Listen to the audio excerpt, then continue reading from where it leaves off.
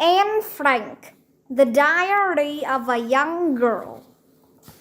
Sunday, 14th June, 1942.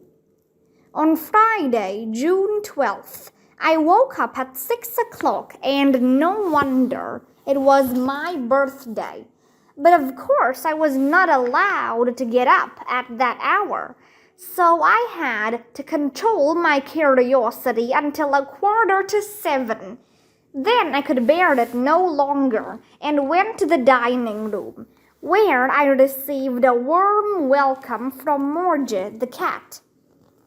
Soon after 7, I went to Mummy and Daddy and then to the sitting room to undo my presents. The first to greet me was you, possibly the nicest of all. Then on the table, there were a bunch of roses, a plant, and some peonies, and more arrived during the day. I got masses of things from Mummy and Daddy, and was thoroughly spoiled by various friends. Among other things, I was given camera obscura, a party game, lots of sweets, chocolates, a puzzle, a brooch, Tales and Legends of the Netherlands by Joseph Cohen, Daisy's Mountain Holiday, a terrific book, and some money. Now I can buy the Myths of Greece and Rome. Grand. Then Liz called for me and we went to school. During recess, I treated everyone to sweet biscuits, and then we had to go back to our lessons. Now I must stop. Bye-bye, we're going to be great pals. Monday, 15th June, 1942. I had my birthday party on Sunday afternoon. We showed a film, The Lighthouse Keeper, with Rin Tin Tin, which my school friends thoroughly enjoyed.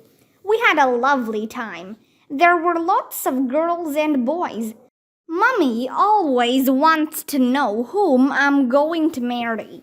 Little does she guess that it's Peter Wessel. One day I managed, without blushing or flickering an eyelid, to get that idea right out of her mind. For years, Liz Gozens and San Houtman have been my best friends. Since then, I've got to know Joe P. D. Wall at the Jewish secondary school. We are together a lot, and she is now my best girlfriend.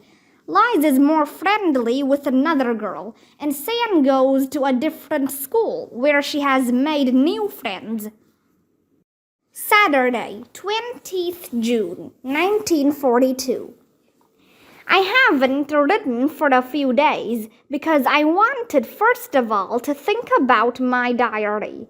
It's an odd idea for someone like me to keep a diary, not only because I have never done so before, but because it seems to me that neither I, nor for that matter anyone else, will be interested in the unbosomings of a 13-year-old schoolgirl.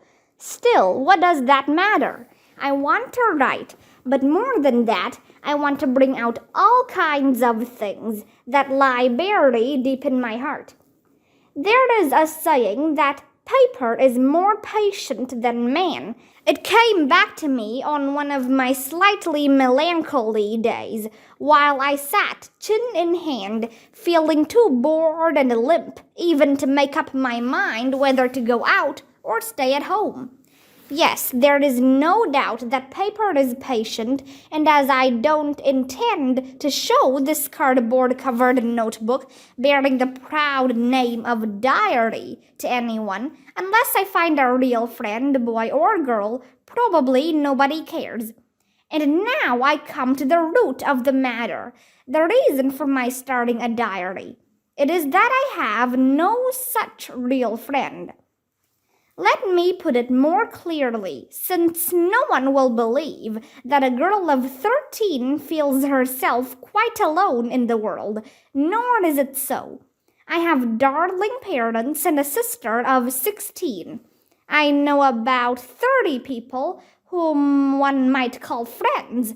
I have strings of boyfriends anxious to catch a glimpse of me and who, failing that, peep at me through mirrors in class.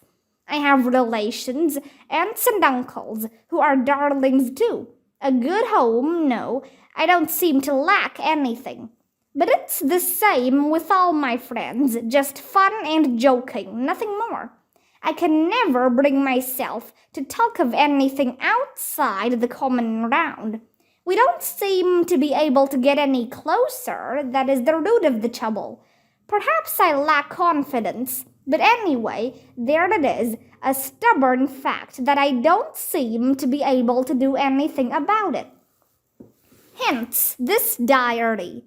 In order to enhance in my mind's eye the picture of the friend for whom I have waited so long, I don't want to set down a series of bald facts in a diary, like most people do.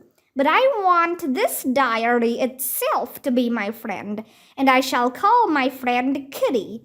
No one will grasp what I'm talking about if I begin my letters to Kitty just out of the blue. So, albeit unwillingly, I will start by sketching in brief the story of my life. My father was 36 when he married my mother, who was then 25. My sister Margot was born in 1926 in Frankfurt on Main. I followed on June 12, 1929, and as we are Jewish, we emigrated to Holland in 1933, where my father was appointed managing director of Chaves N.V. This firm is in close relationship with the firm of Collin & Co. in the same building, of which my father is a partner. The rest of our family, however, felt the full impact of Hitler's anti-Jewish laws, so life was filled with anxiety. In 1938, after the pogroms, my two uncles, my mother's brothers, escaped to the USA. My old grandmother came to us. She was then 73. After May 1940, good times rapidly fled. First the war, then the capitulation, followed by the arrival of the Germans, which is when the sufferings of us Jews really began. Anti-Jewish decrees followed each other in quick succession. Jews must wear a yellow star. To distinguish them from others, all Jews were forced by the Germans to wear, prominently displayed, a yellow six-pointed star. Jews must hand in their bicycles. Jews are banned from trams and are forbidden to drive. Jews are only allowed to do their shopping between 3 and 5 o'clock, and then only in shops which bear the placard Jewish shop. Jews must be indoors by 8 o'clock and cannot even sit in their own gardens after that hour. Jews are forbidden to visit theaters, cinemas, and other places of entertainment. Jews may not take part in public sports. Swimming baths, tennis courts, hockey fields, and other sports grounds are all prohibited to them. Jews may not visit Christians. Jews must go to Jewish schools, and many more restrictions of a similar kind. So we could not do this and were forbidden to do that. But life went on in spite of it all. Jopi used to say to me, "You're scared to do anything because it may be forbidden." Our freedom was strictly limited, yet things were still bearable. Granny died in January 1942. No one will ever know how much she is present in my thoughts and how much I love her still. In 1934, I went to school at the Montessori kindergarten and continued there. It was at the end of the school year. I was in Form 6B when I had to say goodbye to Mrs. K. We both wept. It was very sad. In 1942, I went with my sister Margot to the Jewish secondary school. She into the 4th form and I into the 1st. So far, everything is all right with the four of us, and here I come to the present day. Saturday, 20th June, 1942. Dear Kitty, I'll start straight away. It is so peaceful at the moment. Mummy and Daddy are out, and Margot has gone to play ping pong with some friends. I've been playing ping pong a lot myself lately. We ping pongers are very partial to an ice cream, especially in summer, when one gets warm at the game, so we usually finish up with a visit to the nearest ice cream shop, Delphi or Oasis, where Jews are allowed. We've given up scrounging for extra pocket money. Oasis is usually full, and among our large circle of friends, we always manage to find some kind-hearted gentleman or boyfriend who presents us with more ice cream than we could devour in a week. I expect you will be rather surprised at the fact that I should talk of boyfriends at my age. Alas, one simply can't seem to avoid it at our school. As soon as a boy asks if he may bicycle home with me and we get into conversation, 9 out of 10 times I can be sure that he will fall head over heels in love immediately and simply won't allow me out of his sight. After a while, it cools down, of course, especially as I take little notice of ardent looks and pedal blithely on. If it gets so far that they begin about asking father, I swerve slightly on my bicycle, my satchel falls, the young man is bound to get off and hand it to me, by which time I have introduced a new topic of conversation. These are the most innocent types. You get some who blow kisses or try to get hold of your arm, but then they are definitely knocking at the wrong door. I get off my bicycle and refuse to go further in their company, or I pretend to be insulted and tell them in no uncertain terms to clear off. There, the foundation of our friendship is laid. Till tomorrow, yours, Anne. Sunday, 21st June, 1942. Dear Kitty, our whole Class B is trembling. The reason is that the teachers' meeting is to be held soon. There is much speculation as to who will move up and who will stay put. Miep de Jong and I are highly amused at Wim and Jock, the two boys behind us. They won't have a florin left for the holidays. It will all be gone on betting. You'll move up, shan't, shall, from morning till night. Even Miep pleads for silence, and my angry outbursts don't calm them. According to me, a quarter of the class should stay where they are. There are some absolute cuckoos, but teachers are the greatest freaks on earth, so perhaps they will be freakish in the right way for once. I'm not afraid about my girlfriends, and myself will squeeze through somehow, though I'm not too certain about my math. Still, we can but wait patiently. Till then, we cheer each other along. I get along quite well with all my teachers, 9 in all, 7 masters and 2 mistresses. Mr. Kepter, the old math master, was very annoyed with me for a long time because I chatter so much. So I had to write a composition with a chatterbox as the subject. A chatterbox? Whatever could one write? However, deciding I would puzzle that out later, I wrote it in my notebook and tried to keep quiet. That evening, when I'd finished my other homework, my eyes fell on the title in my notebook. I pondered while chewing the end of my fountain pen that anyone can scribble some nonsense in large letters with words well spaced. But the difficulty was to prove beyond doubt the necessity of talking. I thought, and then, suddenly having an idea, filled my 3 allotted sides and felt completely satisfied. My arguments were that talking is a feminine characteristic and that I would do my best to keep it under control. But I should never be cured, for my mother talked as much as I, probably more. And what can one do about inherited qualities? Mr. Keptor had to laugh at my arguments. But when I continued to hold forth in the next lesson, another composition followed. This time it was Incurable Chatterbox. I handed this in, and Keptor made no complaints for 2 whole lessons. But in the 3rd lesson, it was too much for him again. Anne, as punishment for talking, will do a composition entitled Quack, Quack, Quack, says Mrs. Natterbeak. Shouts of laughter from the class. I had to laugh too, although I felt that my inventiveness on this subject was exhausted. I had to think of something else, something entirely original.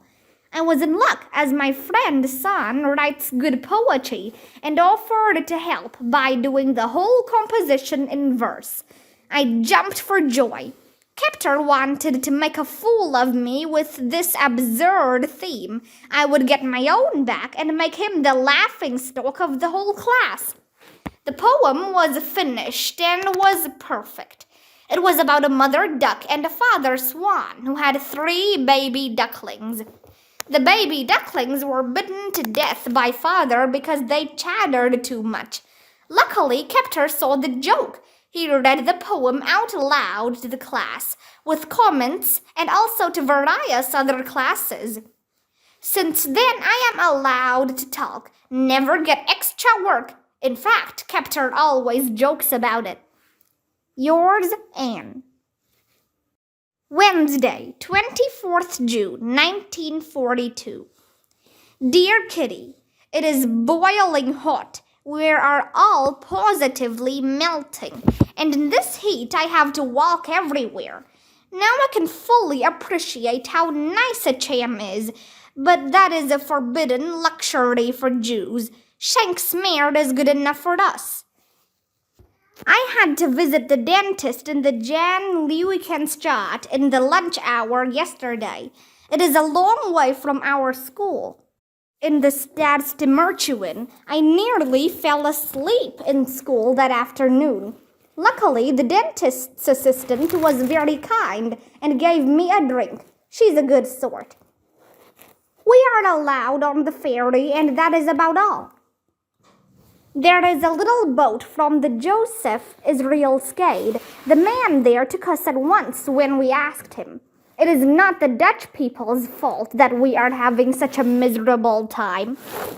I do wish I didn't have to go to school, as my bicycle was stolen in the Easter holidays, and Daddy has given mummies to a Christian family for safekeeping. But thank goodness, the holidays are nearly here. 1 more week and the agony is over. Something amusing happened yesterday. I was passing the bicycle sheds when someone called out to me. I looked around, and there was the nice-looking boy I met on the previous evening at my girlfriend Eva's home. He came shyly towards me and introduced himself as Harry Goldberg. I was rather surprised and wondered what he wanted, but I didn't have to wait long. He asked if I would allow him to accompany me to school. As you're going my way, in any case, I will, I replied, and so we went together. Harry is 16 and can tell all kinds of amusing stories. He was waiting for me again this morning, and I expect he will from now on. Yours, Anne. Tuesday, 13th June, 1942. Dear Kitty, I've not had a moment to write to you until today.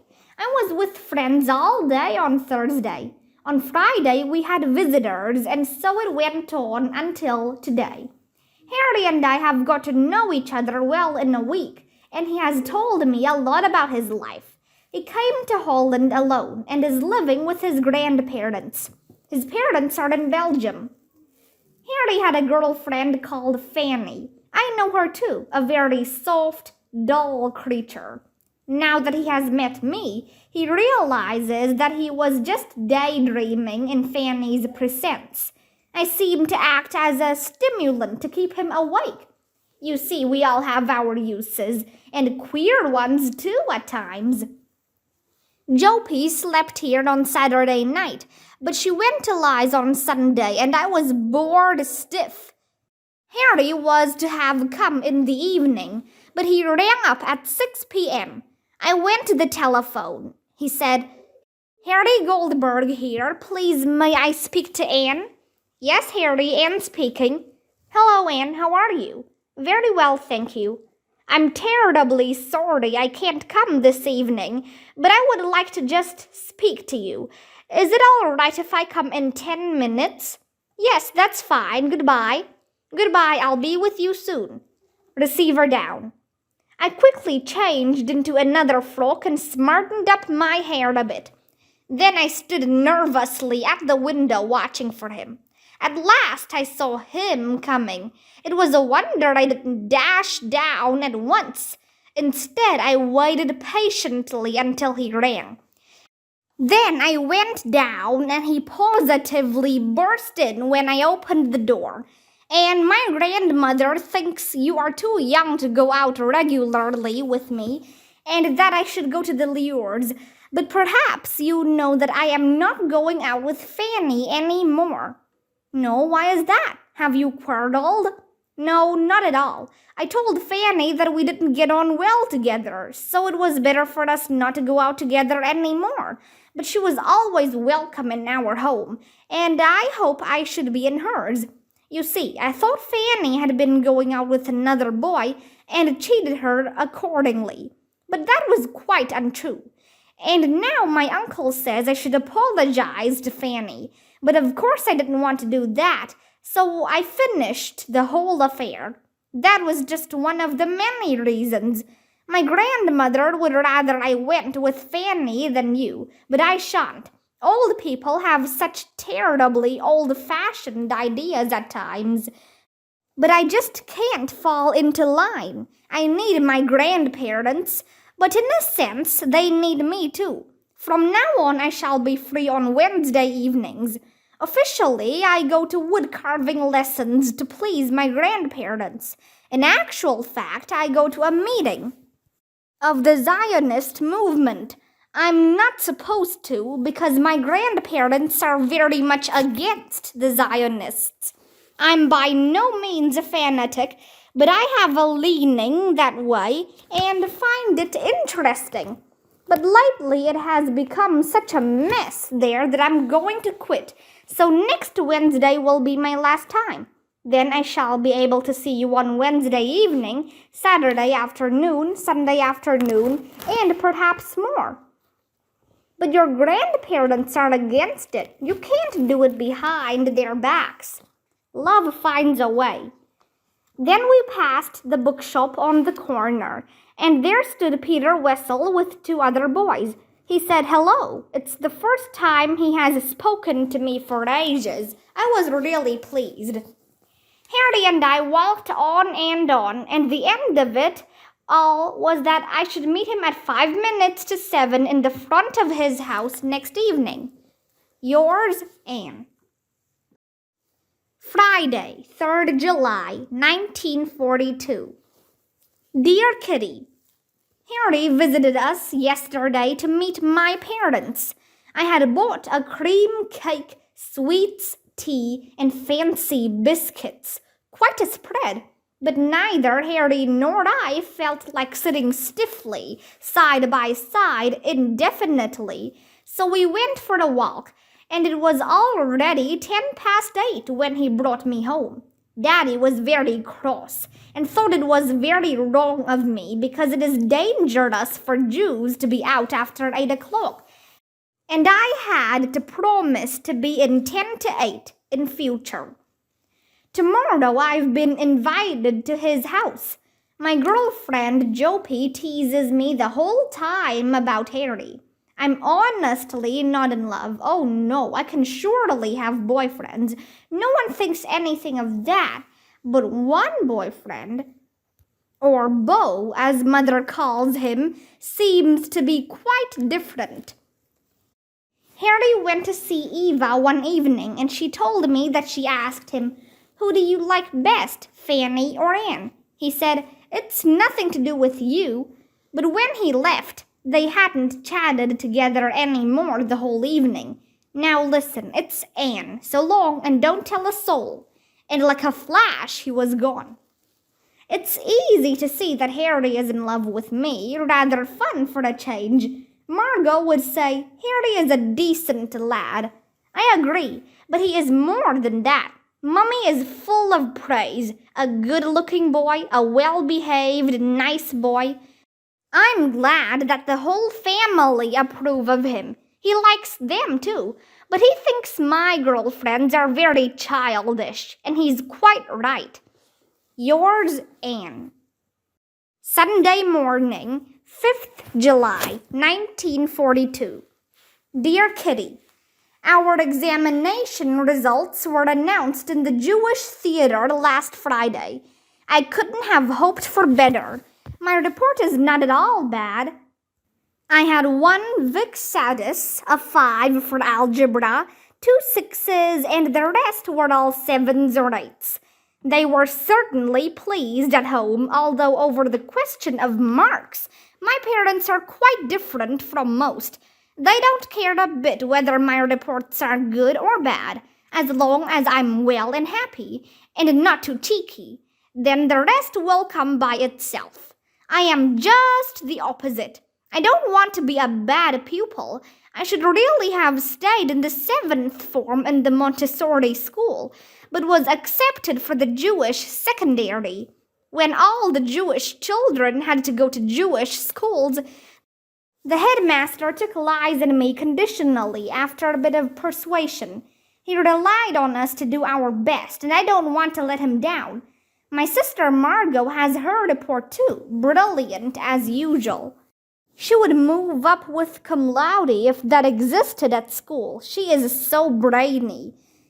Daddy has been at home a lot lately, as there is nothing for him to do at business. It must be rotten to feel so superfluous. Mr. Kufus has taken over Chavies, and Mr. Crowler the firm Colin & Co. When we walked across our little square together a few days ago, Daddy began to talk of us going into hiding. I asked him why on earth he was beginning to talk of that already. "Yes, Anne," he said. "You know that we have been taking food, clothes, furniture to other people for more than a year now. We don't want our belongings to be seized by the Germans, but we certainly don't want to fall into their clutches ourselves. So we shall disappear of our own accord and not wait until they come and fetch us." "But Daddy, when would it be?" He spoke so seriously that I grew very anxious.